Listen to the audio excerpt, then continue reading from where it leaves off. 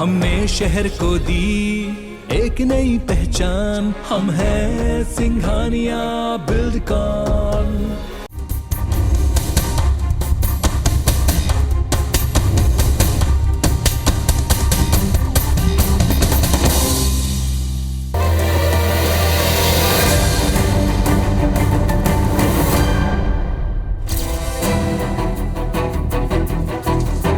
उनको न्यस्त नाबूद किया है, आर्थिक कमर भी तोड़ी है।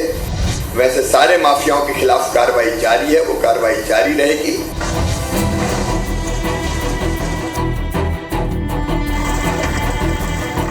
वैमनस्यता से पार्टी पॉलिटिक्स के तहत केस दर्ज कर रहे हैं।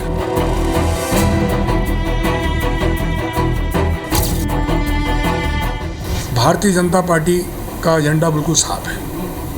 मुख्यमंत्री का संकल्प है कोई भी अपराधी हो, बड़ा हो या छोटा, उसको छोड़ा नहीं जाएगा। केस दर्ज कर रहे हैं और कांग्रेसियों पे ज़्यादा दर्ज हो रहे हैं, जिससे लोग महंगाई, बेरोजगारी और जितनी भी अनियमितताएं, भ्रष्टाचार, उसके खिलाफ लोग बोले नहीं।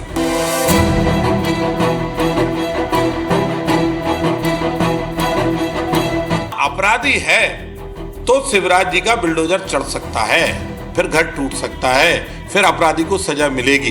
वो फिर अपराध चाहे तेरे दल का हो या मेरे दल का हो।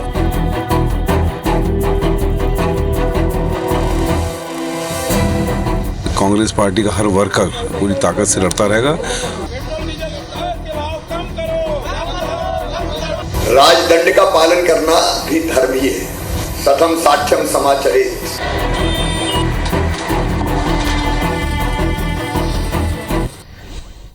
नमस्कार, मैं हूं आकांक्षा पांडे और स्वागत है आपका बड़ी बहस में। तो देश की राजनीति में उत्तर प्रदेश के बाद अब मध्य प्रदेश में बुलडोजर खूब सुर्खियां बटोर रहा है, लेकिन माफियाओं पर चलने वाले इस बुलडोजर पर बदलाव से ज्यादा बदलापुर की पॉलिटिक्स के आरोप लग रहे हैं। प्रशासन का बुलडोजर मॉडल बदलाव है या फिर बदलापुर, इस पर चर्चा करने के लिए हमारे साथ जुड़ चुके हैं कांग्रेस प्रवक्ता राम पांडे जी और भाजपा का पक्ष रखने के लिए हमारे साथ जुड़ चुके हैं हितेश वाजपेयी जी। हितेश जी, आपका स्वागत है। राम पांडे जी, आपका भी स्वागत है। हितेश जी, मेरा पहला सवाल आपसे ही, क्योंकि आपने सुना कि कांग्रेस का क्या कहना है कि जो बुलडोजर चल रहा है वो पॉलिटिकली मोटिवेटेड है। क्या वाकई सिलेक्टिव लोगों को टारगेट किया जा रहा है या फिर प्रमुख मुद्दों से ध्यान भटकाने के लिए चल रहा है? देखिए आकांक्षा जी, उन्होंने पीसी शर्मा जी ने तो बहुत सीधे कहा है कि अधिकांश लोग कांग्रेसी हैं इसमें से जिन पर बुलडोजर चल रहा है। आपकी बाइट में ही मैंने सुना। तो आप ये सोचिए कि ये बुलडोजर चलता है माफिया की अवैध संपत्ति पर, अतिक्रमण के ऊपर, और यही कारण है कि एक भी व्यक्ति जिनके ऊपर चला है, कोई अदालत से कोई रिलीफ मिला क्या? देश में कानून का राज है। किसी भी वैध संपत्ति पर कोई बुलडोजर चला सकता है क्या? कोई नहीं चला सकता। तो इसका मतलब कांग्रेस ने यह स्वीकार किया है कि अधिकांश अवैध संपत्ति, अतिक्रमण और अपराध की दुनिया के लोग कांग्रेस के कार्यकर्ता हैं। तो ये तो बल्कि उल्टा उनसे पूछना चाहिए कि भाई ये माफिया में कांग्रेस के लोग क्यों निकल रहे हैं इतने सारे? भाई वो कोई भी हो, चलिए मान लिया 2 मिनट के लिए कांग्रेस के कार्यकर्ता है, आपने कहा ना कांग्रेस के कार्यकर्ता है, तो कांग्रेस के कार्यकर्ता अवैध अतिक्रमण क्यों करते हैं? कांग्रेस के कार्यकर्ता लोगों की जमीन पे कब्जा क्यों करते हैं? हत्याएं क्यों कर रहे हैं? शराब माफिया के साथ मिलकर नकली शराब क्यों बेचते हैं? इन्हीं सब पे कार्रवाई हो रही है ना। तो हमारा तो बहुत सीधा सवाल है, काउंटर क्वेश्चन यही है, फिर मैं दोहरा रहा हूं, आम व्यक्ति या वैध काम करने वाला या वैध किसी भी बिल्डिंग या अपनी जमीन पर बनाया हो गया कोई भी ध्वस्त नहीं हुआ, नहीं तो भाई कोई भी व्यक्ति अदालत जा सकता है। यदि किसी को भी लगता है कि सरकार उसके वैध काम के ऊपर हस्तक्षेप कर रही है तो अदालत जाए। हाँ। कोई गया आज तक अदालत? कोई नहीं गया। आतंकवादियों के लिए इनके वकील रात को 2 बजे खड़े हो जाते हैं, तो अपने कार्यकर्ताओं के लिए भी 2-4 के लिए खड़ा करके दिखाओ। राम जी, सीधा सवाल आपसे डॉक्टर हितेश जी पूछ रहे हैं कि अगर वाकई आपको लगता है कि पार्टी पॉलिटिक्स के तहत ये हो रहा है तो फिर अदालत क्यों नहीं जाया जाता? और एक सवाल ये भी कि शिवराज सिंह चौहान ने भी कहा है कि अगर अपराधी है तो बुलडोजर चलेगा। कांग्रेस को क्या आपत्ति है इस पर?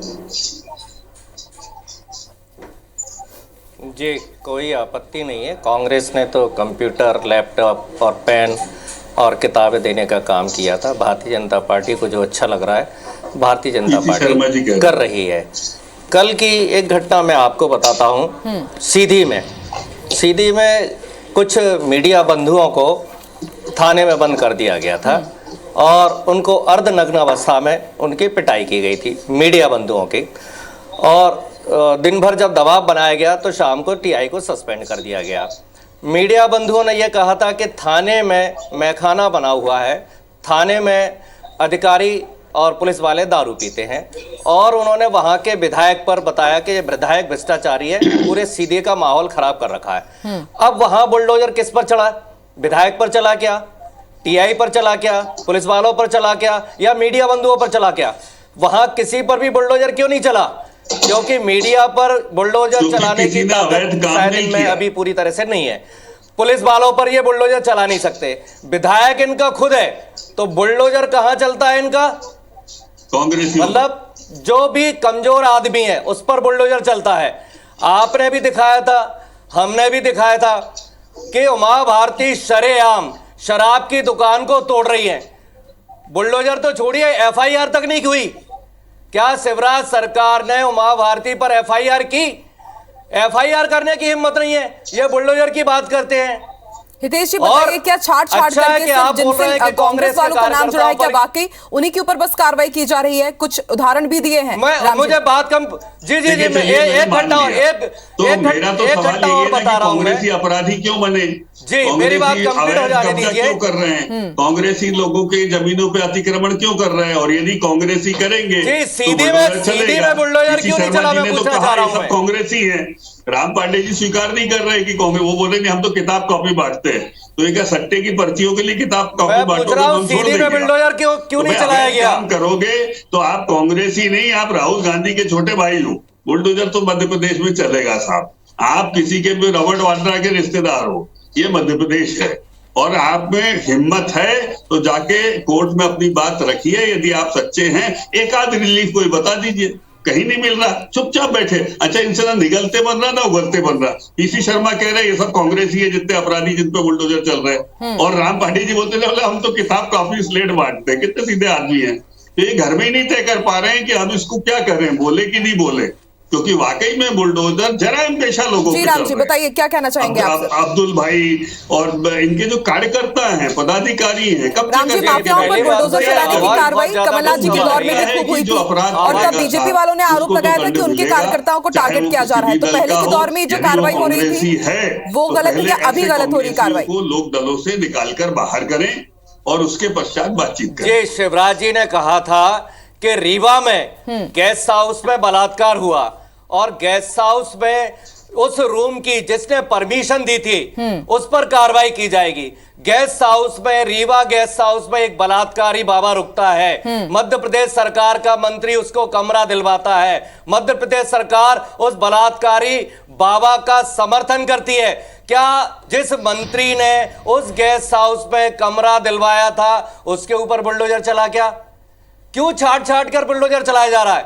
भारतीय जनता पार्टी, अभी न्यू मार्केट से आप जाइए एमपी नगर के लिए, तो जैसे ही आप जाएंगे उल्टे हाथ पर आपको एक मारुति का शोरूम मिलेगा। राम जी, हितेश जी से भी फिलहाल हमारा संपर्क नहीं हो पा रहा है, थोड़ा टेक्निकल इश्यू है। लेकिन मेरा एक सवाल आपसे कि आप, अक्सर कहा जाता है कि कांग्रेस के ही शासन में जब 15 महीने कमलनाथ जी का कार्यकाल था तब इसकी शुरुआत हुई, तो तब बीजेपी के कार्यकर्ताओं ने भी आरोप लगाया था कि टारगेट किया जा रहा है उनको। तो तब ये गलत कार्रवाई आप मान रहे थे, या अब इसे आप गलत मान रहे हैं? सीधा सा मतलब है, हमारी सोच अच्छी होनी चाहिए, हमारी नीयत अच्छी होनी चाहिए। ठीक है, मैंने जो आपको बताए हैं कारण, बुलडोजर चले तो सब पर चले। आप न्यू मार्केट से एमपी नगर आइए, लेफ्ट हैंड साइड पर आपको शोरूम मिलेगा विश्वास सारंग का, जो अवैध है। उसको क्यों नहीं तोड़ा जा रहा है? उस पर बुलडोजर क्यों नहीं चल रहा है?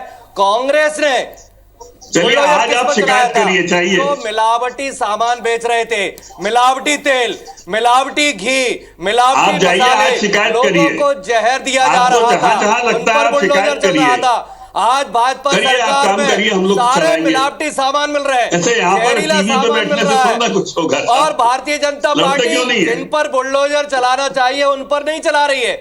सारा जहर मिला हुआ सामान आप शिकायत करिए, घरों में पहुंच रहा है। आप शिकायत करिए, तुरंत वहां पर हटेंगे। बिल्कुल समझ सकते हैं कि भाजपा का कहना है कि अगर ऐसा लग रहा है कि टारगेटेड तरीके से अगर ये पॉलिटिक्स की जा रही है, बुलडोजर चलाया जा रहा है, तो शिकायत की जाए। और वहीं कांग्रेस का कहना है कि सिर्फ कुछ लोगों को ही इसमें टारगेट बनाया जा रहा है। अगर ये बदलाव का है तो भी जनता इसको देखेगी, अगर बदलापुर की राजनीति के तहत ये सब कार्रवाई की जा रही है तो भी जनता समझदार है, सब समझती है। आप दोनों का ही शुक्रिया बड़ी बहस में शामिल होने के लिए। नमस्कार।